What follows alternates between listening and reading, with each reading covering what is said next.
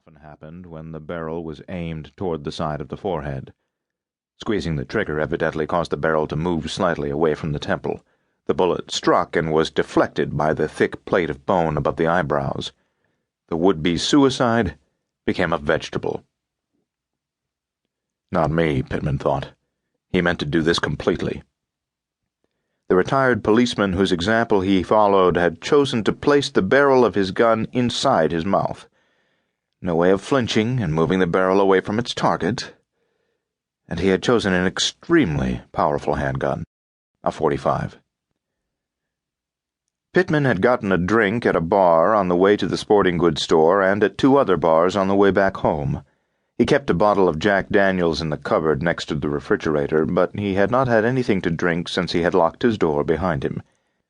He didn't want anyone to think, on the basis of a medical examiner's report, that drunkenness had led him to behave irrationally. More, he wanted to be clear-headed. He wanted to approach his last act with maximum focus. A question of procedure occurred to him. How could he justify the mess he would make? By process of elimination, he had decided that his self-inflicted death would have to be by means of a bullet. But here at the kitchen table? His blood on the wood, the floor, the refrigerator, possibly the ceiling? Pittman shook his head, stood, held the .45 carefully, and walked toward the bathroom. He concentrated to maintain his balance, climbed into the tub, pulled the shower curtain closed, sat down in the cold white tub, and now he was ready. The .45's gun oil smelled sweet as he brought the pistol toward his mouth. He opened his lips, felt a moment's revulsion, then placed the hard, greasy barrel within his mouth. The barrel was wider than he had anticipated. He had to stretch the corners of his mouth. The bitter-tasting metal scraped against his bottom front teeth, making him shiver. Now. He had thought about nothing except his suicide ever since he had applied for the permit to buy his gun. The waiting period had given him a chance to test his resolve. He had exhausted every argument for and against.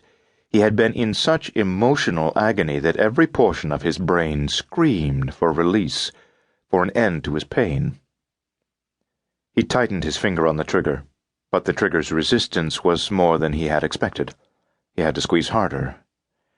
The phone rang. He frowned. The phone rang again. He tried to concentrate. The phone rang a third time.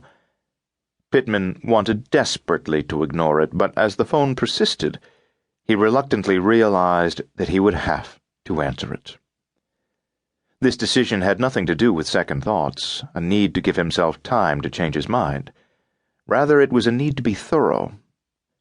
A man of principle, he had promised himself that he would leave no loose ends, no debts unpaid, no favors unreturned, no slights unapologized. His will was in order, his slim assets going to his ex-wife, along with a note of explanation.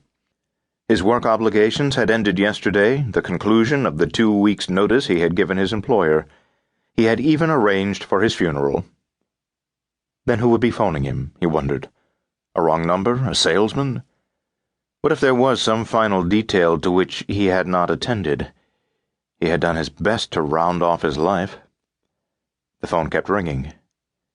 He got out of the tub and went into the living room, grudgingly picking up the phone. Hello. It was such an effort to speak. Matt, this is Bert. There wasn't any need for Bert to identify himself. His cigarette smoke-ravaged throat made his distinctive voice constantly hoarse and gravelly. It took so long I wasn't sure you were home. In that case, why did you let the phone keep ringing? Your answering machine wasn't on, Bert said. Even when it's on, I'm sometimes home. Well, how would I know that if you never answered? Pittman felt detached from the conversation, as if drugged. What do you want, Bert? A favor. Sorry, can't do it. Don't turn me down until you hear the favor. It doesn't make a... Bert, we're even. We don't owe each other anything. Let's leave it at that. You make it sound like just because you quit, we'll never see each other again. Hey, we'll keep owing each other plenty. Yesterday was your last day, so you probably haven't heard. They gave